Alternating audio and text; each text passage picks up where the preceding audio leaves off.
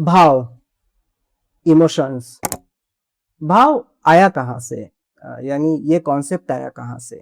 आगे बढ़ने के पहले मैं इतना ही कहूँगा कि अगर आपने ये इस एक चीज़ पे अगर आपकी मास्टरी हो गई, तो आप जीवन के 50% चीज़ों को आप खुद ब खुद उनके इश्यूज़ को आप सॉल्व कर जाओगे, चाहे वो आपका फाइनेंस हो, चाहे वो आपका हेल्थ इश्यूज़ हो, चाहे वो आपका प्रॉपर्टी का इश्यूज़ हो या कुछ भी इश्यूज़ हो।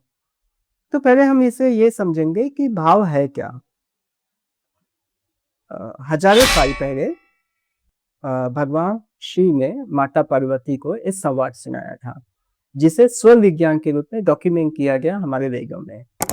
उस संवाद में यह कहा गया कि किसी भी चीज का इनिशिएशन शिव का रूप होता है और उसका जो एग्जीक्यूशन होते हैं, उसका जो फाइनल आउटकम होगा आफ्टर द एग्जीक्यूशन itself, वो शक्ति की वजह से होता है।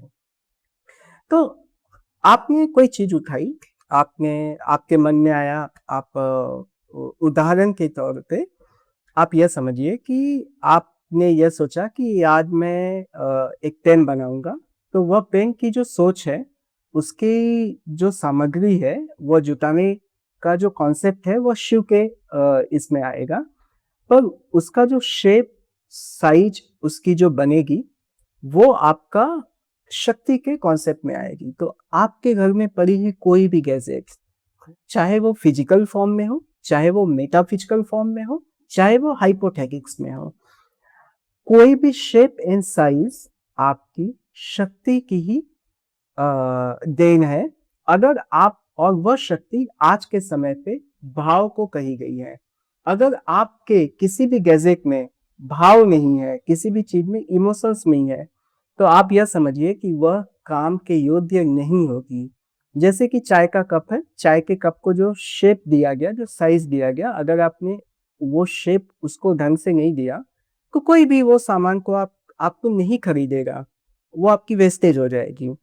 तो आप यह देखिए कि किसी भी रूप में शक्ति अगर उस चीज की कमी है, शक्ति की या भाव की कमी है आपके उस चीजों में, तो वहां पे वह विकृति पैदा होने का चांस हो सकता है। तो जैसे कंप्यूटर्स, तो आज के युग में इसी शिव और शक्ति का यूज किया गया और उससे एक एक फॉर्मेट बनाया गया जिसको आज कंप्यूटर्स कहा जाता है। कंप्यूटर्स में कोई भी कम्युनिकेशन आप देखोगे कि बाइनरी फॉर्मेट में ही होता है, जीरो फॉर्मेट में होगा या वन में होगा, 1010। तो कोई भी कम्युनिकेशन है, चाहे वो आपका वाईफाई राउटर से कम्युनिकेशन हो या एक सॉफ्टवेयर दूसरे सॉफ्टवेयर से आपका कम्युनिकेशन होगा, आपका व्हाट्सएप भी आप जिससे व्हाट्सएप भेजते हो, तो आप जिसे मैसेज भेजते हो अपना व्हाट्सएप पे या इंटरनेट पे, वह 1 और 0 के ही फॉर्मेट में जाता है, लेकिन उसका जो पहला अक्षर होगा ना, वो हमेशा 1 होगा।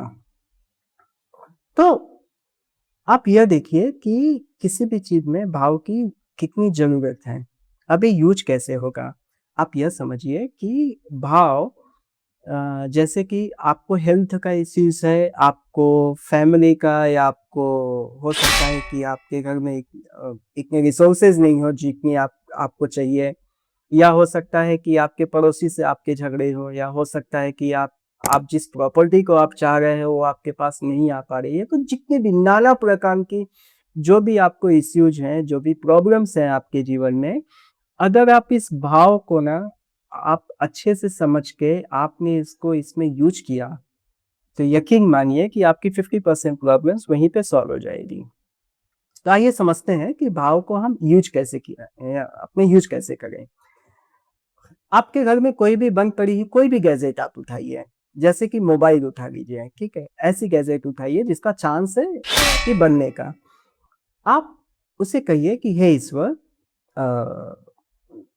हो सकता है कि मुझसे कुछ मिस्टेक हो गई हो जिसकी वजह से यह खराबी आ चुकी है, और मेरे में इतनी कैपेसिटी नहीं है, मेरे पास इतना समय नहीं है कि मैं आपकी जगह पे किसी दूसरे गैजेट को लेकर आऊं और उसे अपने यूज में करूं।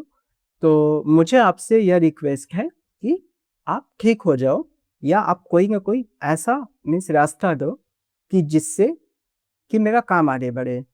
आप देखोगे ना कि वो मोबाइल अपने आप में, जो बंद पड़ी हुई मोबाइल है, वह अपने आप ठीक होना शुरू हो जाएगी। तो अच्छा, यह चीज़ मैंने हॉस्पिटल्स में भी किसी डिज़ीज़ पे की थी। जो मेरे क्लाइंट हैं उनको मैंने कहा कि आप जब एक ऐसा ऐसा फ़ेज़ आया कि डॉक्टर्स ने कहा कि हमें पता ही नहीं चल रहा है कि क्या डिज़ीज़ है इनको। तो उस केस में मैंने उनको इतना ही कहा कि आप अपने भाव से, आप अपनी इष्ट देव को, अपने कुल देवी को आप यह कहिए कि आपको ठीक होना है और आप पैसे भी ठीक कीजिए। तो आप देखोगे ना कि ये बहुत जगह पे ये कॉन्सेप्ट काम किया। तो आपके घ अच्छा, कोई भी गैजेट्स में 3 टाइप की खराबियाँ होती हैं। या तो बिल्कुल बेस लेवल पे होगा, यानी फ़ोन अच्छा है आपका पर इंटरनली कुछ न कुछ हैंग हो रहा है, म्यूट बटन खराब हो चुका है या अ, कुछ इंटरनल सिस्टम्स में ऐसा करप्टेड हो चुका है जो कि नहीं ठीक हो पा रहा है। आप ये भाव कीजिए, इस भाव से उसको विनती कीजिए, ठीक हो जाएगा। दूसरा, एक टाइप का इश्यूज हो सकता है कि आपके फ़ोन का स्क्रीन टूट चुका है या उसका वॉल्यूम बटन भी टूट चुका है या पावर बटन में कुछ इश्यूज आ गया है। फिर भी आप इस भाव से आप ट्राई कीजिए, वो फ़ोन टूटा हुआ है मगर फिर भी इतना तो हो जाएगा कि वो आपके काम को आ सके। अगर आपका फ़ोन 100% डैमेज हो चुका है, बिल्कुल भी काम नहीं हो पा रहा है, फिर भी आप अगर उसको भाव से अगर आप ये चीज़ कहेंगे, तो आप देखोगे कि उस फ़ोन की जगह इतना ईज़ी तरीके से आपके पास में दूसरा फ़ोन आ जाएगा, कोई आपको गिफ्ट आ जाएगा फ़ोन का, या ईज़ी तरीके से आपके पास कोई दूसरा फ़ोन आ जाएगा कि आपको पता ही नहीं चलेगा कि ये हुआ कैसे। पर हाँ, इसमें आपका भाव सही होना चाहिए। अगर आपने बहुत ही दिल से, बहुत ही अच्छे से विनती की हुई है, कि यकीन मानिए 5 मिनट में भी ये काम करेगा। आप इसके ऊपर कोई शक मत कीजिए। हज़ारों जगह पे मैंने ये केसेस ये किए हुए हैं और इसको मैंने देखा भी है कि आप दिल से विनती कीजिए और ये ठीक होगा। इसी को अंग्रेज़ों ने कॉपी किया, तो इसको ग्रेटिट्यूड का नाम दिया।